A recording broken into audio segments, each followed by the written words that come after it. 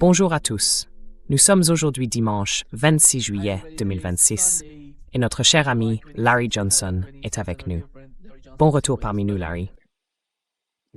Toujours Source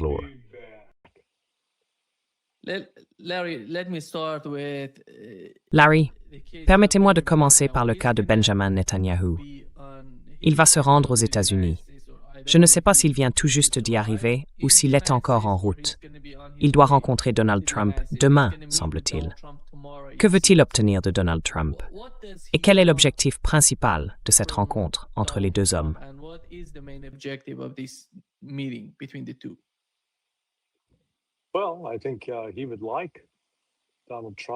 Eh bien, je pense qu'il aimerait que Donald Trump achève le changement de régime en Iran et poursuive la guerre tant qu'Israël n'a pas à se retrouver au milieu.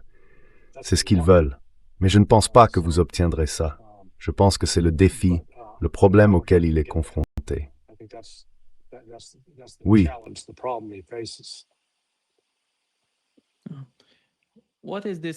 Qu'est-ce que c'est que ce silence, Larry, entre l'Iran et les États-Unis?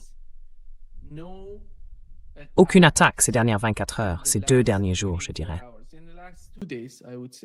48 heures. 48 heures, exactement. Donc, pas d'attaque vendredi, pas d'attaque samedi, et jusqu'ici, pas d'attaque dimanche. Donc, 60 heures. Oui, et il n'y aura probablement pas d'attaque, à moins que, vous savez, Netanyahou vienne convaincre Trump de quelque chose. Là, peut-être qu'il pourrait les lancer.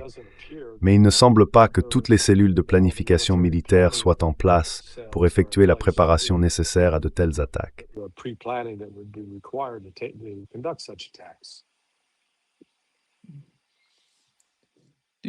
Vous avez le sentiment que des négociations se déroulent en coulisses? C'est pour ça qu'ils ont cessé de s'attaquer l'un l'autre.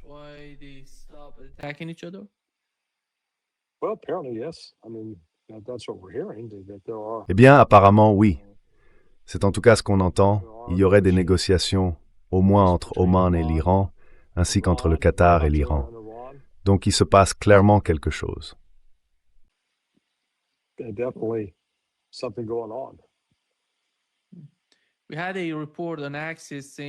Nous avons eu un article d'Axios affirmant que le commandant du CENTCOM, l'amiral Brad Cooper, avait recommandé de mettre fin à la campagne de bombardement autour du détroit d'Ormuz, estimant qu'elle avait atteint les limites de son efficacité.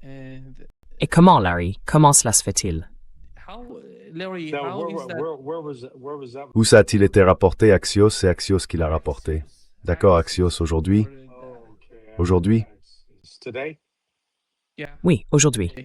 D'accord.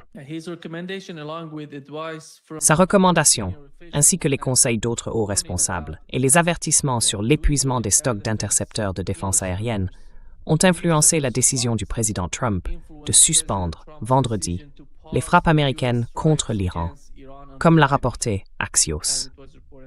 D'accord. Qu'est-ce que c'est que ça? Apparemment, Brad Cooper et le général Kane tiennent tous le même discours.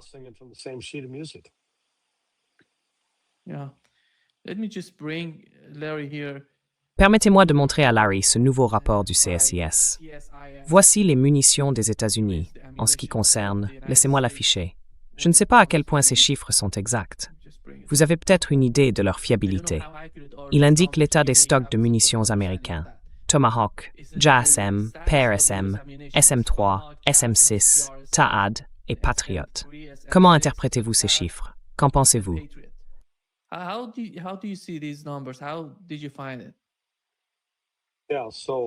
Oui, donc. Les Tomahawk, je pense qu'on est en dessous. Enfin, là, il est écrit qu'il en reste 2100. Je pense qu'on est sous les 2000. Il est écrit 3100. Non, mais ça, c'est avant la guerre. Avant la guerre, oui. 3100. Le chiffre utilisé est de 1000. Donc ça fait 2100, c'est ça? Exactement. D'accord, mes calculs. Bon, suivez-moi sur les calculs, Nima. C'est vous l'ingénieur, pas moi. Bon sang. Vous avez tout à fait raison.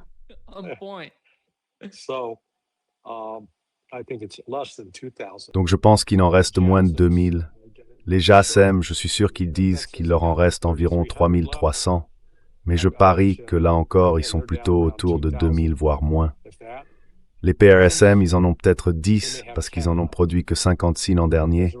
Là encore, les SM3, les SM6, vous savez, eux aussi sont très en baisse. Ces stocks ont été pratiquement épuisés, et ils affirment qu'ils... Enfin, en réalité, ça semble à peu près juste. Stock d'avant-guerre, 2330, estimation 1430, donc il leur en reste environ 800. Il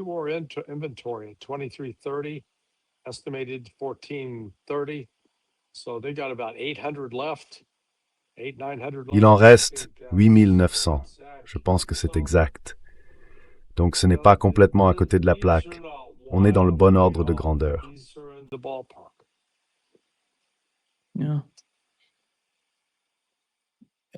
Oui, je pense que c'est l'un des principaux facteurs de ce qui se passe en ce moment. Je crois que ce graphique montre mieux ce qui s'est passé pendant la guerre. Et vous voyez la différence.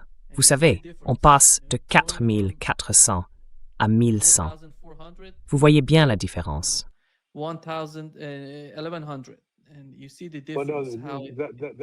Ce n'est pas ça. Encore une fois, vous l'interprétez mal. Ce qu'il montre, c'est le total estimé au départ, puis le nombre utilisé. Il ne montre pas le nombre restant. Le nombre restant, c'est l'écart entre le rouge, le côté droit de la zone rouge, et le bleu. Oui, exactement. Donc je dis simplement que le nombre de JASSM et Tomahawk est bien inférieur à ce qu'ils estiment. Je pense que leurs estimations pour les PRSM, les THAAD et les Patriot sont... Les Patriots, c'est encore moins. Donc je ne vois pas comment ces chiffres ne tiendraient pas. Ça devrait être seulement 900. Oui. Enfin, les graphiques sont un peu foireux, mais ça fait passer le message. Ils sont à court.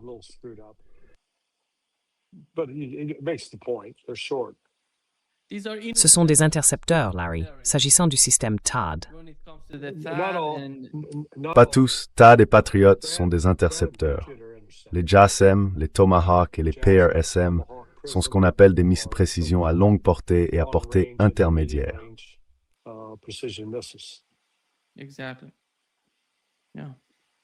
Exactement. Oui, oui. Ce sont, je pense, les chiffres qui comptent le plus pour Donald Trump dans ses calculs.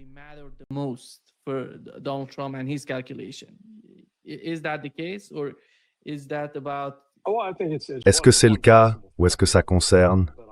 Oh, je pense que c'est un facteur possible. Mais j'en ai aussi souligné un autre hier soir, la pénurie de diesel et de carburant d'aviation. L'armée se sert en fait dans les stocks destinés aux civils pour continuer à s'approvisionner. Et les pénuries du côté civil s'aggravent considérablement, ce qui va avoir de réelles conséquences économiques négatives. Et c'est pas forcément l'un ou l'autre. Ça peut être les deux. Je veux dire, il n'y a pas qu'un seul facteur qui, à mon avis, pèse dans la décision de Trump. Et puis, il suffit aussi de voir ce que les Houthis ont fait aux Saoudiens. Vous savez, quand ils ont complètement détruit la raffinerie pétrochimique de Jazan. Donc voilà, l'Iran peut infliger des dégâts comparables aux infrastructures américaines dans toute la région si cela continue. Alors que les États-Unis ne peuvent pas infliger le même niveau de dégâts, en partie à cause des Limited Assistance Testing.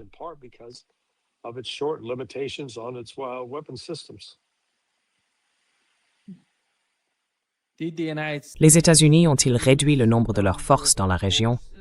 Ou est-ce toujours 50 000? C'était 50 000, 55 000. Peu importe s'ils en ont 100 000.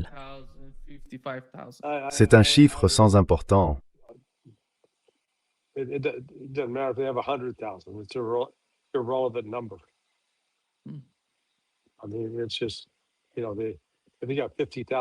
Je veux dire, c'est juste que vous savez, si vous avez 50 000 personnes, la majorité sont des personnels de soutien, des mécaniciens, des gens qui entretiennent les avions, qui les ravitaillent en carburant, qui assurent les activités au sol. Mais ce ne sont pas des forces de combat qui attendent d'envahir l'Iran. Ça ne veut pas dire que les États-Unis ne vont pas tenter quelque chose d'aussi stupide, mais je ne pense pas que nous n'avons pas vu d'afflux de personnel vers l'avant pour accomplir cette mission.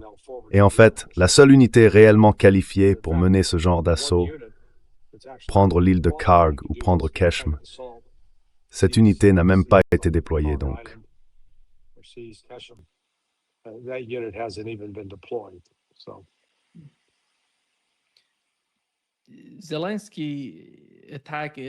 L'attaque de Zelensky, comme vous en avez parlé auparavant, un navire iranien, un cargo allant de Russie en Iran, a été touché. Je ne sais pas s'ils ont utilisé des drones pour frapper ce cargo. Un marin a été tué. Et aujourd'hui, le ministre iranien des Affaires étrangères a traité Zelensky de profiteur et a déclaré qu'ils allaient répondre à ce que Zelensky a fait. Mais le ministre iranien des Affaires étrangères dit qu'Israël est derrière tout ça, ou qu'ils font ça pour Israël, parce qu'ils veulent entraîner l'Europe dans le conflit.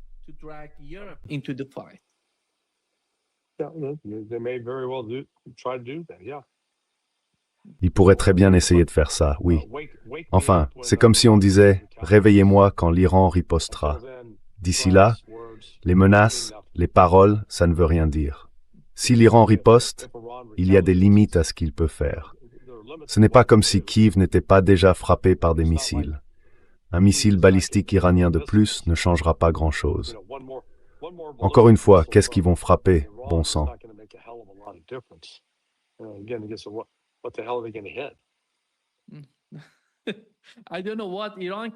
Je ne sais pas ce que l'Iran peut ajouter à ce que fait la Russie en Ukraine. C'est le problème pour l'Iran. Je ne vois pas l'Iran faire quoi que ce soit de sitôt, parce qu'il n'en a pas besoin. La Russie frappe déjà tout en Ukraine.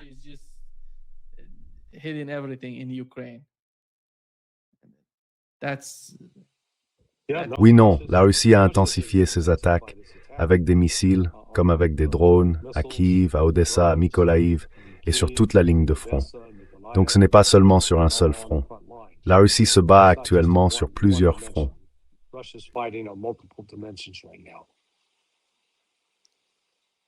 Voyez-vous un scénario dans lequel l'Europe se joindrait au combat? Je rejoins Kelberg Wimaken. Oui, non, pas avec l'Ukraine. Aider l'Israël contre l'Iran.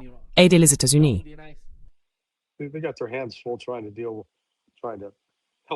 Ils ont déjà fort à faire avec l'Ukraine, à essayer de la gérer, à essayer de l'aider.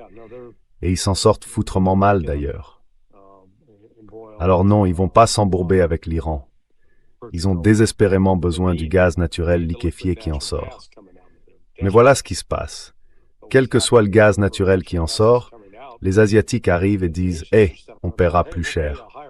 Et les propriétaires de ce gaz répondent « Parfait, on va vous le vendre à vous ».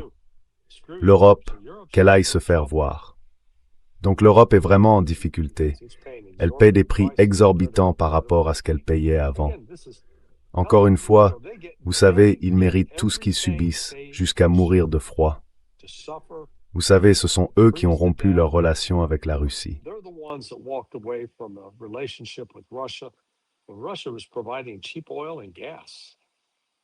La Russie fournissait du pétrole et du gaz bon marché, ou du gaz naturel liquéfié bon marché, ainsi que de l'essence et du diesel bon marché. Et l'Europe leur a dit d'aller au diable. Très bien.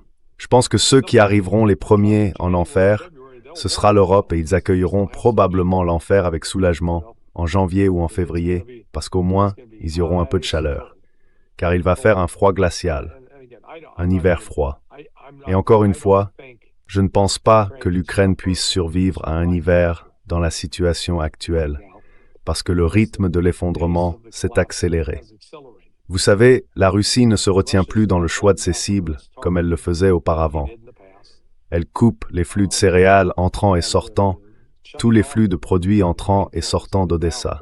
C'est une emprise étouffante sur l'Ukraine. Vous savez, ça coupe tout. C'est comme couper l'arrivée d'oxygène. Ils mourront.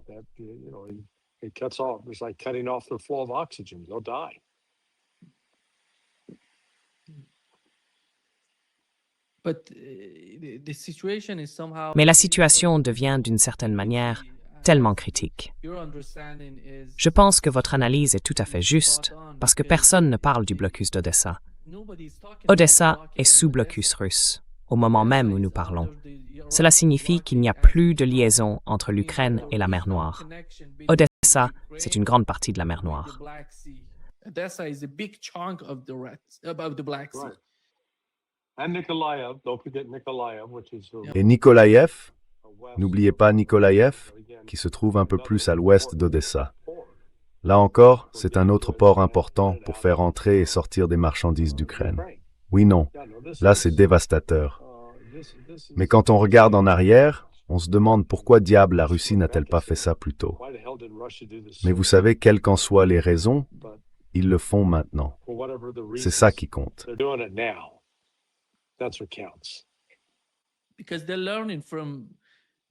Parce qu'ils tirent les leçons des champs de bataille en Asie occidentale. Ces blocus fonctionnent parfaitement pour exercer une pression. Je pense qu'ils auraient dû le faire dès le premier jour de la guerre. Ils auraient pu amener beaucoup de... Vous vous souvenez de la façon dont les Britanniques utilisaient ce port d'Odessa pour acheminer beaucoup d'armes, beaucoup de forces, tout, absolument tout. Ils géraient Odessa depuis si longtemps. Oui. They were running Odessa for such a long time. well, Russia again is. Eh bien, la Russie, vous savez, la Russie est encore une fois assez naïve en tant que pays, trop confiante. Elle a adhéré à un accord soutenu par l'ONU, par les Nations Unies et le secrétaire général, pour permettre l'acheminement des céréales vers le sud global. Mais en réalité, c'était l'histoire officielle. Les Européens les ont détournés vers l'Europe. Alors la Russie s'est probablement dit « Eh, ça suffit ». Après que ses propres navires ont été attaqués, sans un mot de protestation des Nations Unies en faveur de la Russie a dit « Merde, c'est à sens unique, on ne joue plus à ce jeu-là ». Et maintenant, ils ont fermé leur port d'Odessa. Plus rien n'entre, plus rien ne sort.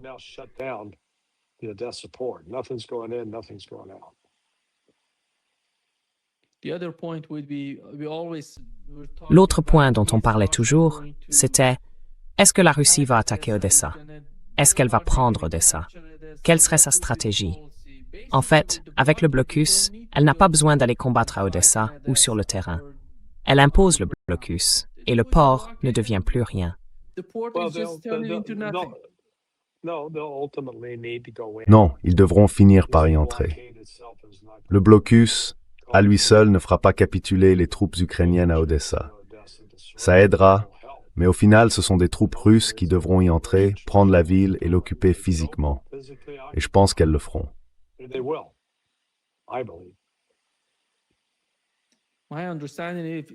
À mon avis, s'ils maintiennent le blocus et exercent une pression politique sur Odessa, ils pourraient changer la situation dans cette ville. C'est une grande ville, soit dit en passant. Ce n'est pas facile d'y entrer et ce sera un piège pour eux.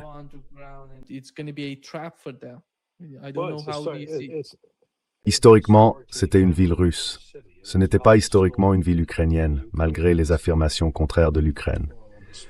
Donc, vous savez, je peux voir la Russie, ils vont la prendre à un moment ou à un autre. La question, c'est simplement de savoir quand et comment.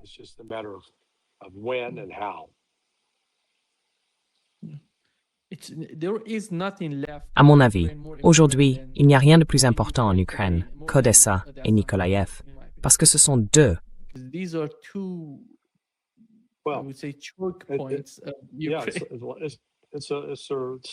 C'est une bouée de sauvetage vers le sud. Je veux dire, c'est leur seul accès à la mer. Et les cargos, les porte-conteneurs, peuvent transporter une quantité énorme de marchandises. Ils permettent aussi d'exporter ce que l'Ukraine produit, principalement des céréales. Oui, tout ça est bloqué. Terminé. Donc ils en sont aux premières étapes de l'étranglement.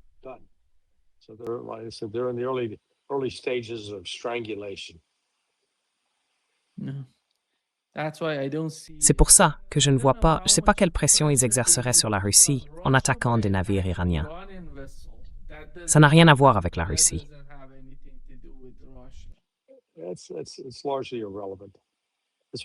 C'est largement sans importance. C'est un seul navire. Même s'il le coulait, et alors? Ce n'est pas critique pour l'effort de guerre russe. Cela a peut-être été important pour l'effort de guerre iranien, mais cela met en évidence la faiblesse militaire de l'Ukraine. Tout ce qu'elle peut faire maintenant, c'est attaquer des cibles civiles. Elle s'est révélée inefficace contre les cibles militaires.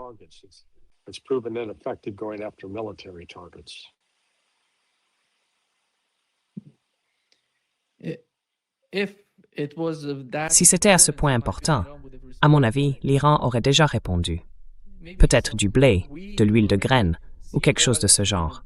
Ce n'était pas ça. Je pense qu'ils vont laisser les Russes pilonner l'Ukraine sans retenue.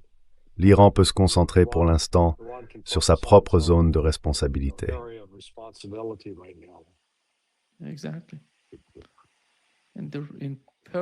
Exactement. Et en ce moment, ils coopèrent parfaitement. Je dirais même qu'ils se parlent en permanence, 24 heures sur 24, 7 jours sur 7. À cause de la mer Caspienne, Larry. Aujourd'hui, je regardais une vidéo du général Wesley Clark sur CNN.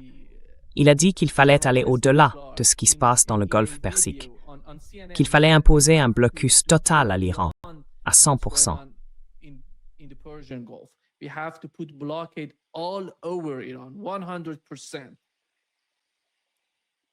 Comment fait-il cela? A-t-il expliqué comment il comptait s'y prendre? Je ne sais pas. C'est pour ça que je vous le demande. Ne me demandez pas. Ça n'a aucun putain de sens. Vous savez, il va fermer. Comment est-ce qu'il va fermer la frontière de l'Iran avec la Russie? Essayez d'amener l'Arménie et l'Azerbaïdjan à intervenir. Ils se feront écraser. L'Arménie est de toute façon beaucoup trop petite, 3 millions d'habitants. L'Azerbaïdjan, c'est seulement 10 millions. Vous savez, s'ils essayent de s'immiscer de cette manière, ils vont devenir une cible. Regardez, le Tadjikistan, le Pakistan. Ouais, ça n'arrivera pas. Donc c'est triste de voir quelqu'un comme Clark dire des choses aussi ignorantes et stupides.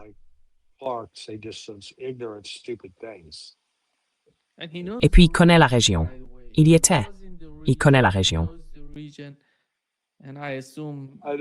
Et je suppose, séparons les deux. Il s'est rendu dans la région. Je ne suis pas sûr qu'il y ait appris quoi que ce soit, bordel. Vous êtes généreux en disant qu'il connaît la région. Non, il a visité la région. Est-ce qu'il la connaît? On ne dirait pas.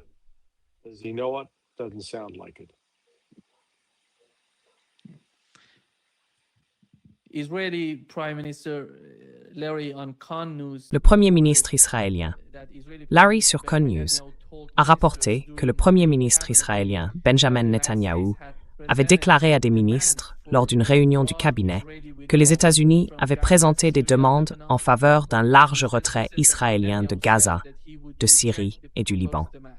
Et il est dit que Netanyahou rejetterait ces demandes proposées.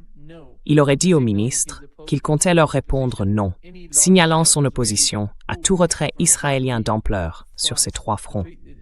Ces 3 fronts, ce sont essentiellement Gaza, en Palestine, le Liban et la Syrie. Si ces informations reflètent d'une manière ou d'une autre la réalité, voyez-vous quelque chose de ce genre se produire lors de la rencontre entre les 2 hommes, Donald Trump et Benjamin Netanyahou?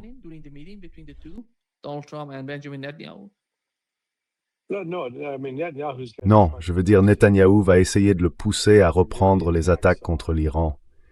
Et je pense que Trump va dire à Netanyahou, on ne peut pas, on n'a pas les moyens de le faire. Je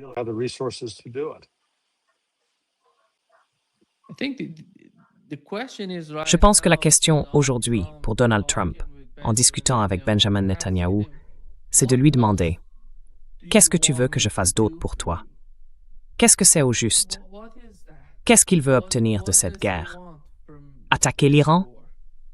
D'accord, je vais continuer à attaquer l'Iran dans le sud, dans l'ouest. En quoi cela va-t-il bénéficier à Benjamin Netanyahou?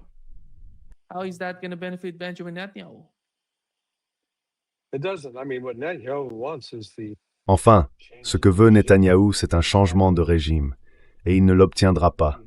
Il peut espérer que Trump relancera l'attaque.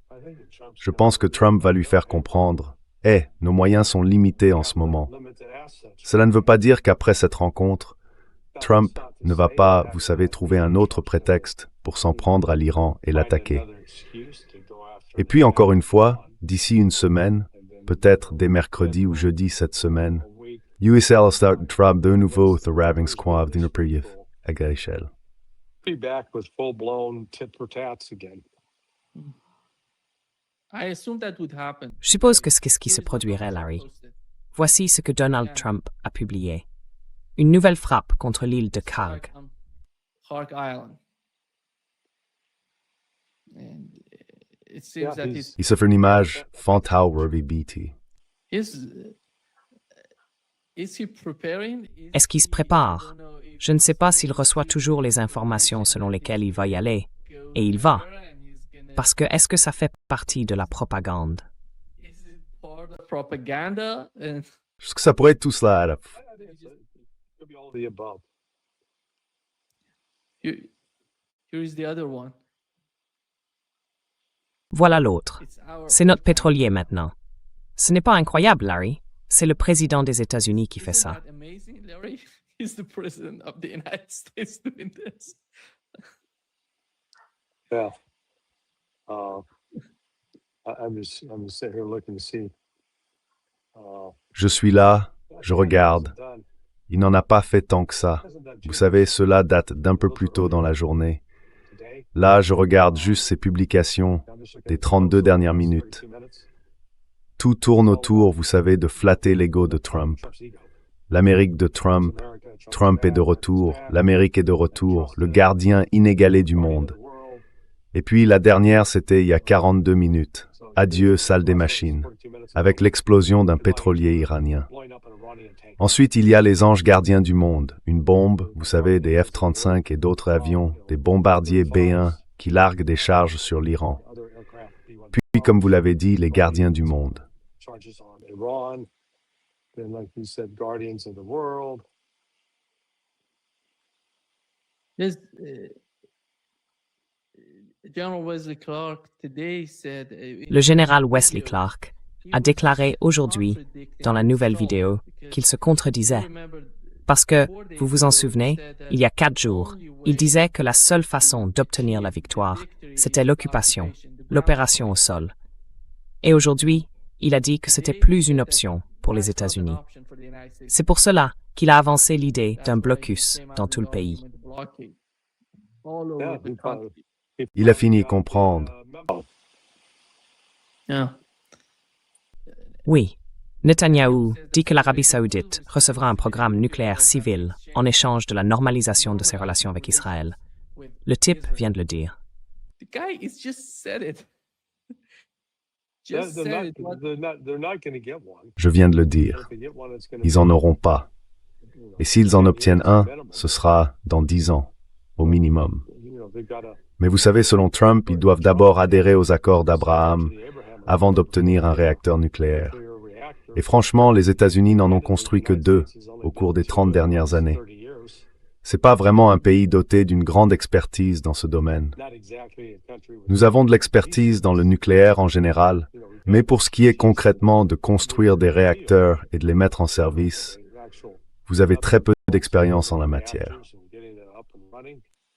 We've got very little experience with that.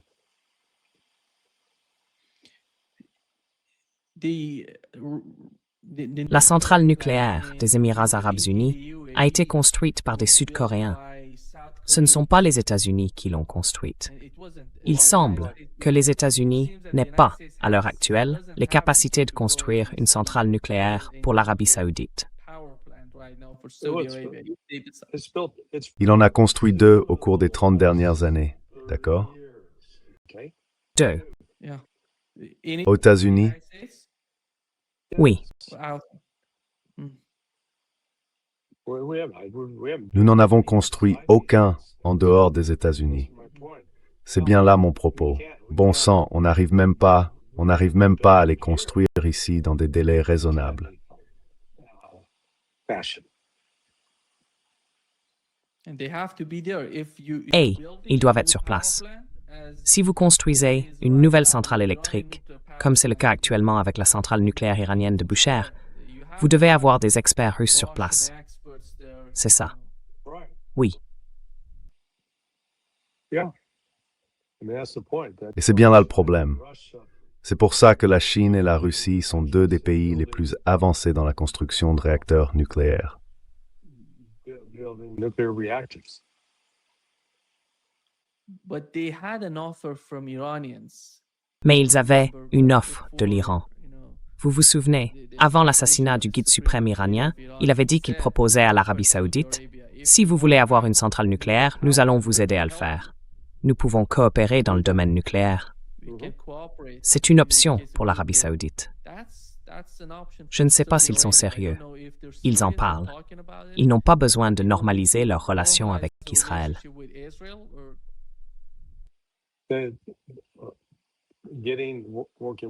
Travailler avec la Russie, la Chine, la Corée du Nord avec la France a plus sens que de travailler avec les États-Unis.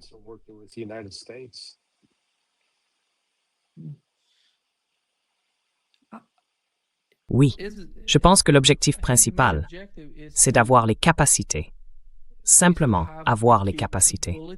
Qu'est-ce que ça veut dire? Ça ne veut pas dire que vous allez produire, que vous allez avoir l'enrichissement sur votre territoire, comme l'a dit Donald Trump, que vous n'allez pas avoir les capacités de produire ou d'être ce qu'on appelle des États du seuil, comme le Brésil, le Japon ou l'Iran. Ces pays ont la capacité de produire des armes nucléaires, mais ils ne les ont pas produites. Cela ne fait pas l'Arabie saoudite ce genre de levier. That's not going to bring Saudi Arabia that sort of leverage. Well, right now, true. I mean, look, we're Eh talking bien, fantasy. pour l'instant, c'est vrai. Je veux dire, regardez, on parle de fantasmes. Je ne sais pas pourquoi on perd notre temps. Rien de concret ne se produira là-dessus au cours des 5 prochaines années. Autant parler de papillons dorés qui sortiraient du cul d'un cheval. Ce serait tout aussi probable. Just as likely to happen.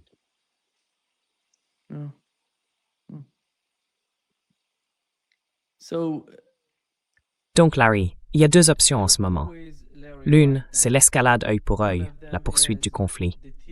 Comme vous l'avez dit, vous pensez que les États-Unis vont revenir dans la guerre, qu'ils vont frapper durement l'Iran la semaine prochaine?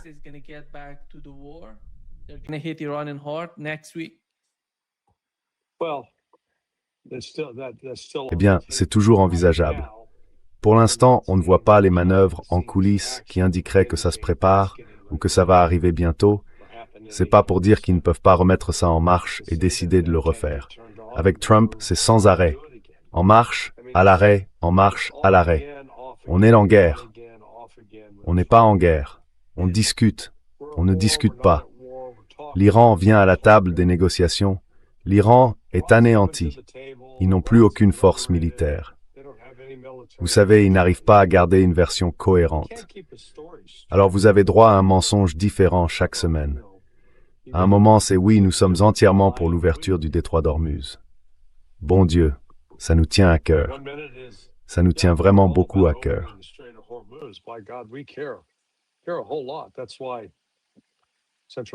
C'est pour ça que le commandement central a annoncé, pendant les 13 premiers jours, que notre mission était de réduire les capacités de l'Iran à lancer des missiles dans le détroit d'Ormuz et de rouvrir le détroit d'Ormuz. C'est notre mission. Et puis Trump arrive et dit non, non, non, non. Le détroit d'Ormuz, on s'en fiche. Tout ce qui nous importe, ce sont les armes nucléaires. Est-ce que l'Iran va obtenir l'arme nucléaire? C'est ça qui nous importe. Alors tout le monde se retourne et dit « Ah oui, c'est ça qui nous importe maintenant aussi. » Et puis qu'est-ce qui se passe si le porte-avions, enfin, si l'un des navires américains est coulé ou gravement endommagé? D'un seul coup, on passe de l'inquiétude sur les armes nucléaires à une nouvelle inquiétude sur la sécurité dans le Golfe.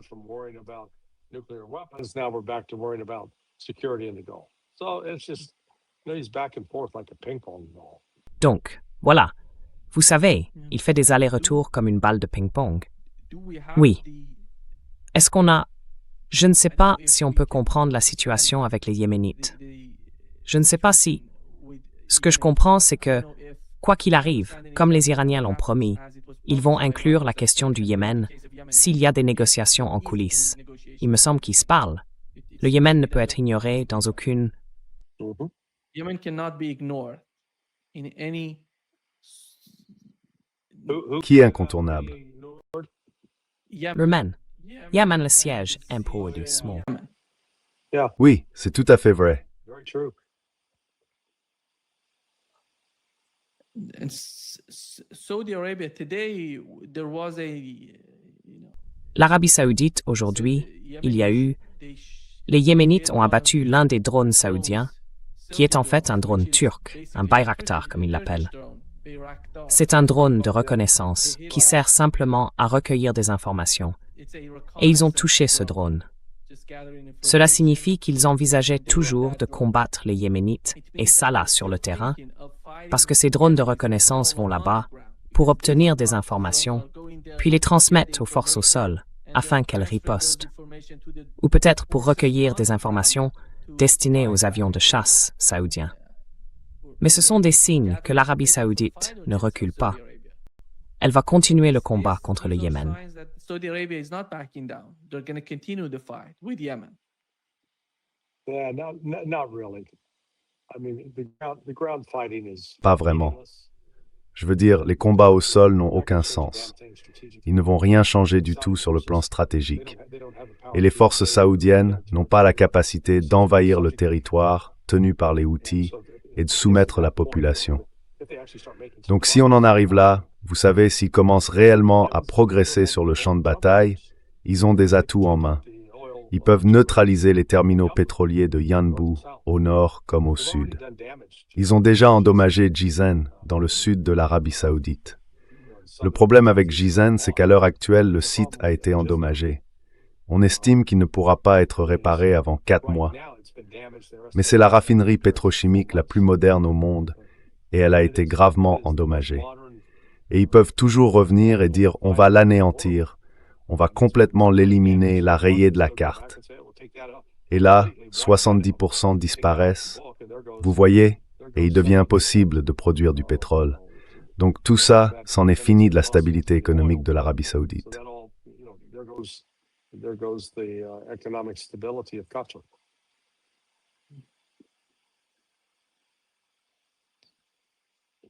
To me, Pour moi, l'Arabie saoudite a répété la même chose. I mean the economic stability of Saudi Arabia. I mean, it's just Je veux dire, la stabilité économique de l'Arabie saoudite. C'est juste que vous savez, en ce moment, les Saoudiens sont en quelque sorte suspendus du bout des doigts aux exportations de pétrole qui sortent de Yanbu par les terminaux du nord et du sud. Si cela est coupé, vous savez, comme je vous l'ai dit hier soir, ils parlent de donnant-donnant. D'accord, il y a beaucoup à donner en Arabie saoudite. Il y a peu à donner au Yémen.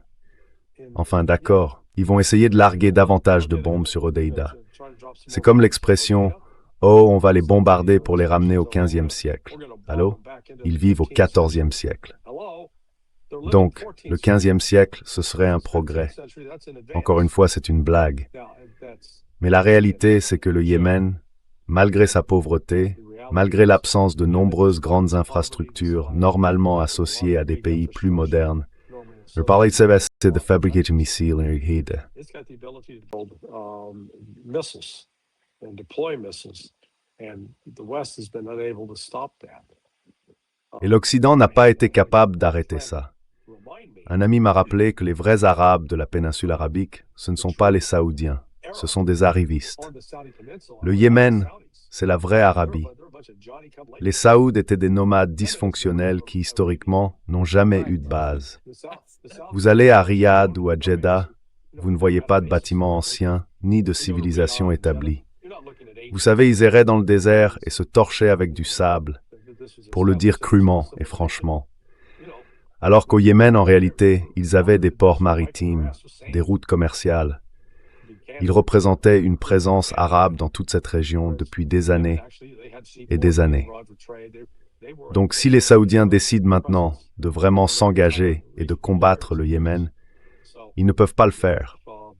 Ils se feront battre et subiront davantage de dégâts que s'ils se contentaient en quelque sorte de se taire et de rester chez eux. And they'll suffer more damage than if they just sort of shut up and stay home.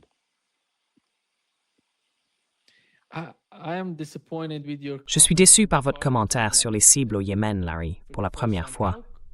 Comment pouvez-vous ignorer ces belles montagnes au Yémen qu'ils peuvent... Oui.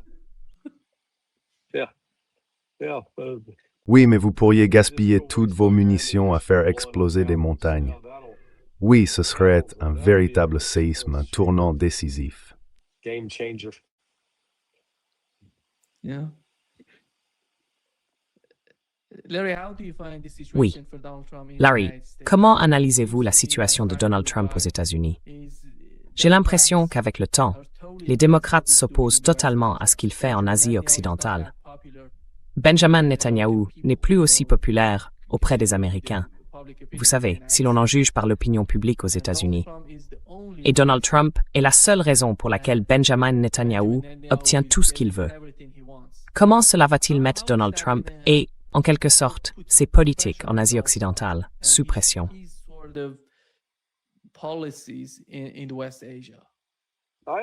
Franchement, je ne pense pas que ça l'intéresse. Je ne pense pas que cette pression ait le moindre effet. Mais est-ce que les gens s'en préoccupent dans l'administration Trump? Vous vous souciez de ce que pensent les démocrates? Non. Non, à propos d'Israël.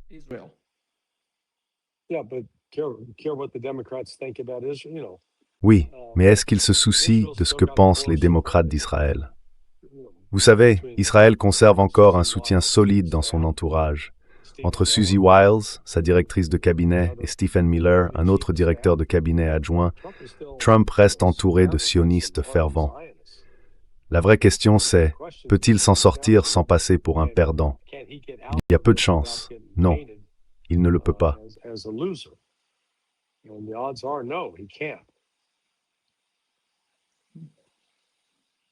Je pense que vous avez soulevé un point tout à fait crucial. Donald Trump se soucie-t-il de la poursuite de la guerre? S'il sert Israël et l'agenda israélien, est-ce que cela lui importe?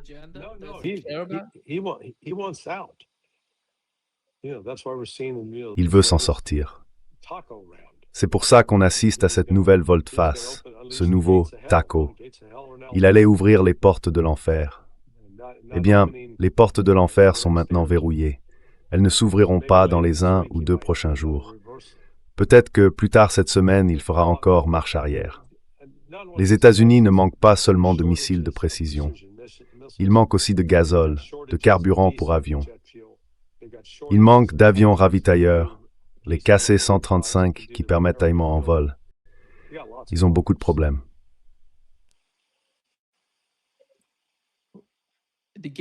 Les portes de l'enfer, cela veut dire qu'il va attaquer les infrastructures iraniennes, les centrales électriques. Eh bien, c'est ce que cela impliquait au départ. Et d'ailleurs, il l'a dit.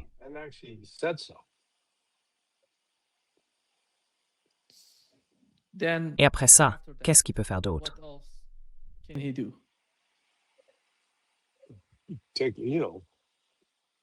Vous savez, aller s'en prendre aux installations nucléaires, frapper les sites dont il affirmait les avoir déjà anéantis une première fois, et les frapper à nouveau. Et n'oublions pas que là encore, en juillet dernier, l'Agence du renseignement de la défense a publié une évaluation disant « Ah, nous ne les avons pas anéantis. Nous en avons laissé une grande partie intacte. » Et Trump était furieux contre le chef de l'Agence du renseignement de la défense. Là encore, le général a été limogé pour avoir dit la vérité.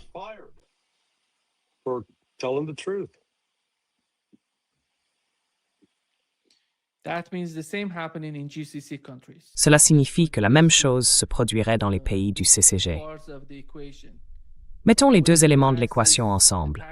Si les États-Unis attaquent l'Iran, l'Iran répondra contre les pays du CCG, ou peut-être attaquera Israël. Je suppose que s'ils font quelque chose d'aussi spectaculaire en Iran, d'aussi important en Iran, ils réagiront. Ils pourraient aussi frapper certaines cibles en Israël. Et comment cela se passerait-il? Allez-y.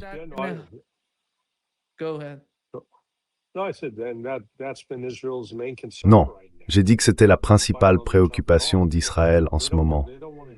Malgré tous les discours musclés, ils ne veulent pas subir davantage de dégâts. Si l'Iran frappe les raffineries de pétrole restantes à Haïfa et à Ashdod, qui sont encore en activité, et les met hors service, Israël n'a plus de carburant, plus de carburant aviation, plus de diesel. Ils ne peuvent plus faire rouler les chars, ni beaucoup de véhicules blindés de transport de troupes.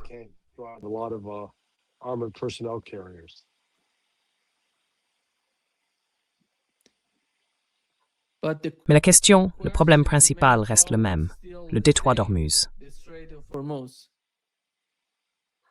Ça n'a pas disparu et ça ne va pas disparaître.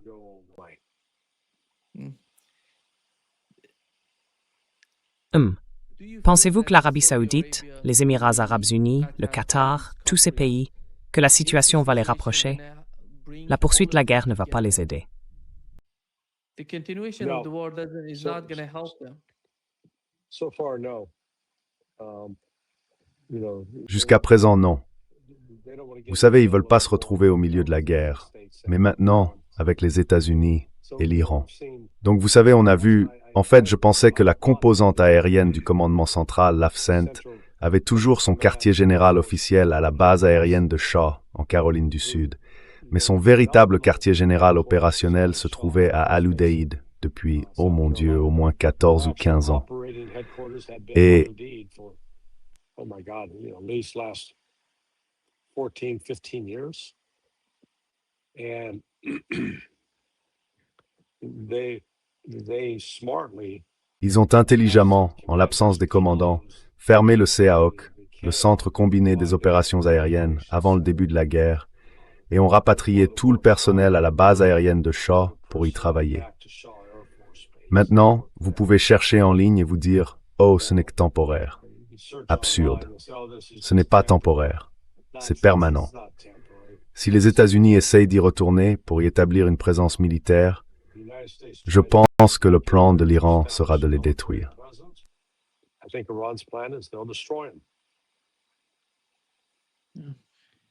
Oui. Le président de la Commission de la sécurité nationale du Parlement iranien, Azizi, a déclaré que toute attaque contre l'Iran a toujours un coût et que cela reste vrai aujourd'hui. Les États-Unis et Israël le savent très bien. L'Ukraine aussi pourrait bientôt comprendre que l'Iran ne laisse pas les actes sans réponse. La liste de ceux qui se sont trompés de calcul s'allonge. Et c'est... Mais je pense toujours que l'Iran n'est pas... Qui a dit ça? C'est le président de la Commission de la sécurité nationale du Parlement iranien.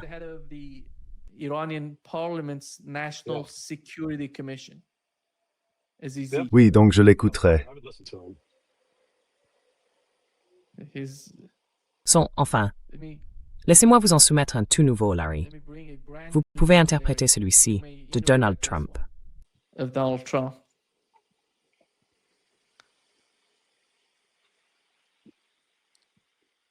Le voilà. Vous voyez la photo? Oh yeah, saving Washington. Ah oui, sauver Washington. Mais de quoi au juste? Je veux dire, Trump vit dans un monde délirant. Il a vraiment cette mégalomanie. Il est le sauveur, et tout va très bien. Impossible de le convaincre du contraire. Sauf que quand il doit se concentrer sur ce qui se passe en Iran, là il se rend compte que les choses se passent mal.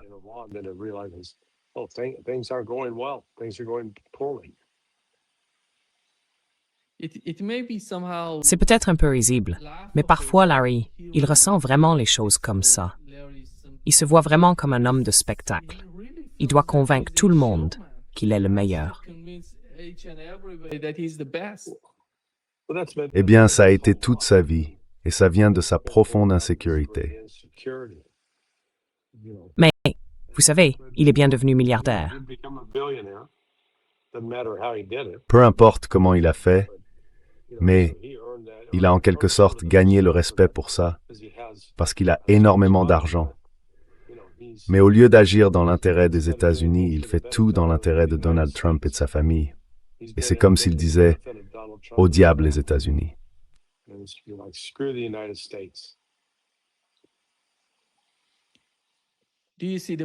Vous voyez le moment où ils vont s'en prendre au fils de Trump, qui fabrique des armes, des drones et qui en fait partie.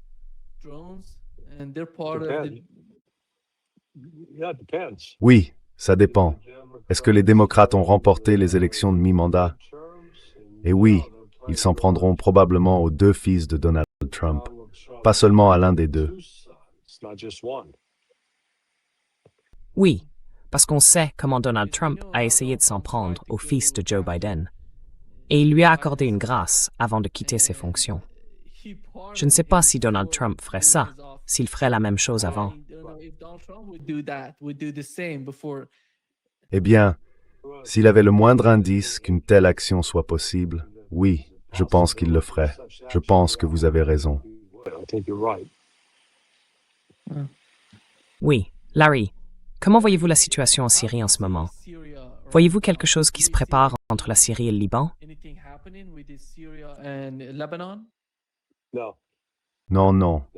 Aujourd'hui, je viens d'entendre Shara répéter « Nous n'allons pas nous mêler de la guerre civile libanaise. Nous n'allons pas déployer nos troupes pour nous en prendre au Hezbollah. »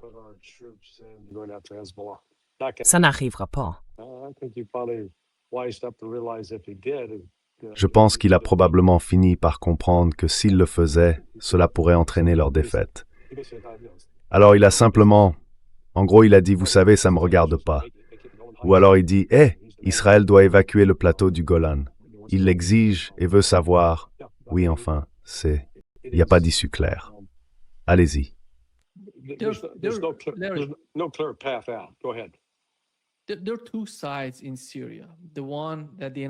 Il y a deux camps en Syrie.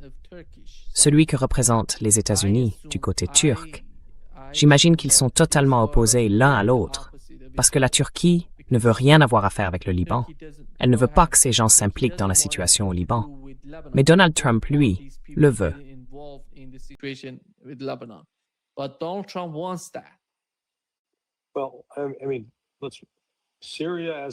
Eh bien, je veux dire, la Syrie, telle qu'elle est aujourd'hui, est une création artificielle. Son dirigeant actuel, Al-Shara, a été mis en place par des intérêts largement occidentaux. Mais à un moment donné, l'Occident et Erdogan se sont entendus sur quelque chose. C'était un accord temporaire. Aujourd'hui, Al-Shara exige le retour du plateau du Golan. Eh bien, Israël ne veut pas de ça. Et ils ne sont pas prêts à combattre le Hezbollah. Israël, lui, le veut. Donc, comme je l'ai dit, la Syrie n'est plus vraiment un facteur. Elle a été détruite de l'intérieur. Elle va simplement continuer en quelque sorte à se dévorer elle-même.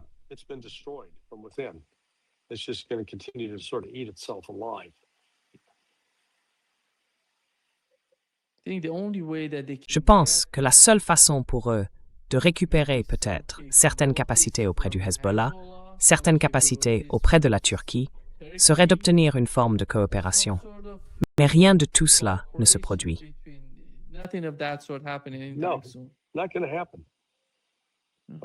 Non, ça n'arrivera pas. Comme je l'ai dit, la Syrie a désormais été rendue sans importance. La structure tribale dans l'est de la Syrie est intacte. C'est là que se trouve le pouvoir, du moins dans cette partie du pays. Al-Shara contrôle peut-être Damas, mais il ne contrôle pas les communautés alaouites, ni les autres communautés chiites. Donc vous savez, il s'est mis dans un sacré pétrin. Il ne peut pas gouverner.